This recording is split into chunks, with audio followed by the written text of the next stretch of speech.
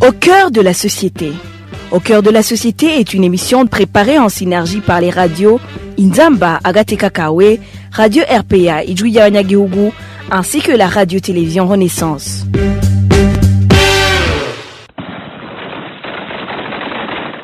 Dans la matinée du 3 mai cette année, Sel Baraf, la base des militaires burundais de la mission africaine de transition en Somalie ATMIS, a été attaquée par les combattants du mouvement El-Shabaab. Le contingent burundais déplore 10 militaires tués et 5 portés disparus, avait précisé Floribert Biyeleke, porte-parole de la Force de défense nationale du Burundi, FDNB, dans un communiqué de presse. Toutefois, les militaires sur terrain révèlent qu'ils ont perdu plus de 30 éléments. Jusqu'à présent, moins de 10 corps ont été retrouvés. Mais dans quel état sont les familles qui attendent toujours la vérité sur le sort des leurs?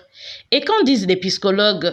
Les réponses, c'est dans le mini-magazine Au cœur de la société. À la présentation, vous êtes avec Marie-Ange Irakodze. Bienvenue.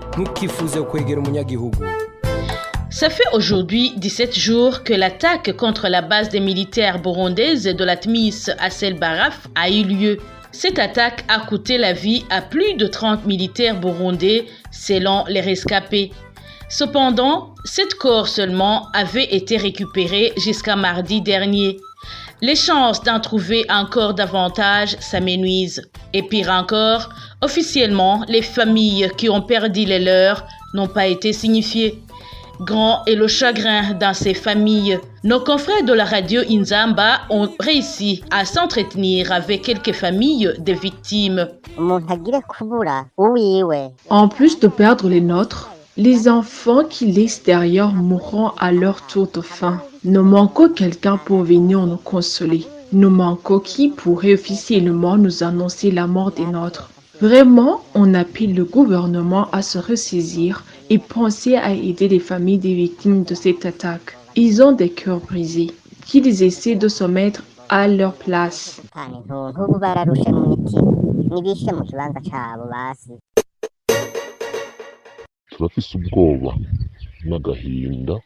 Nos cœurs sont remplis à la fois de peur et de chagrin parce que nous ne savons pas encore si les nôtres sont encore en vie ou s'ils sont morts. Alors, nous voudrions demander qu'ils fassent des efforts pour communiquer aux familles les décès des leurs qui étaient en Somalie. Une fois la vérité connue, nous ferons le deuil et ça nous évitera de rester à espérer revoir des gens qui sont déjà passés.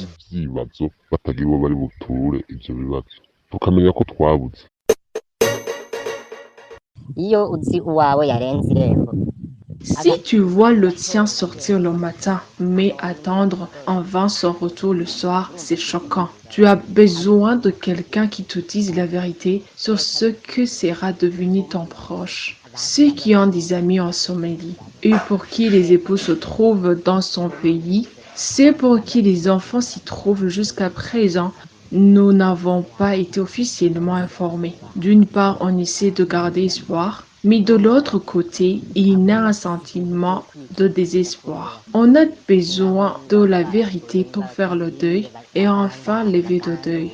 Pourquoi avoir honte d'annoncer à quelqu'un la mort de son proche? Ça ne se fait pas. Anissé Sabimana est psychologue. Il s'est entretenu avec nos confrères de la radio-télévision Renaissance. Pour lui, ces familles qui ne connaissent pas la vérité sur ce qui est arrivé aux leurs resteront avec des blessures impassables. S'ils ne sont pas informés officiellement, les familles garderont l'espoir que le leur pourrait revenir demain ou après-demain. C'est trop dire qu'une personne ne tournera pas la page. Surtout dans ces périodes de guerre, on peut espérer qu'une personne est encore en vie alors qu'il est mort. Cela aura un impact sur leur famille. Elle sera affectée psychologiquement.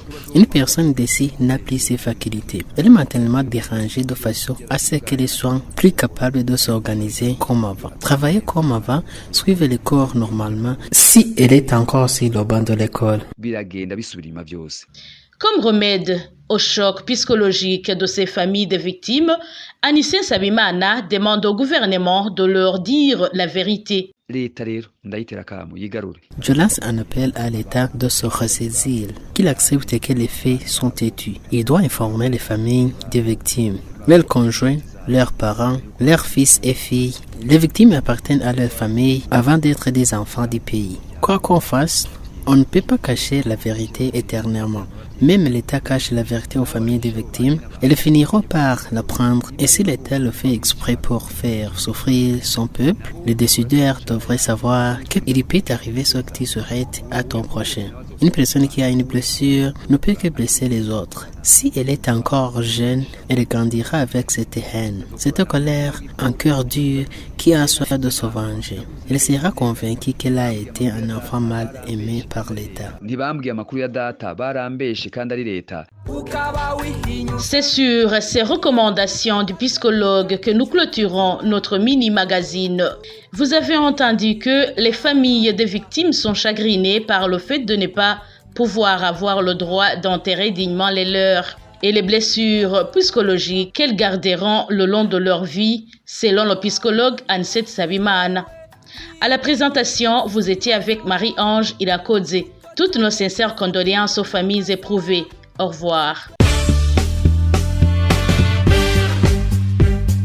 C'était l'émission Au cœur de la société.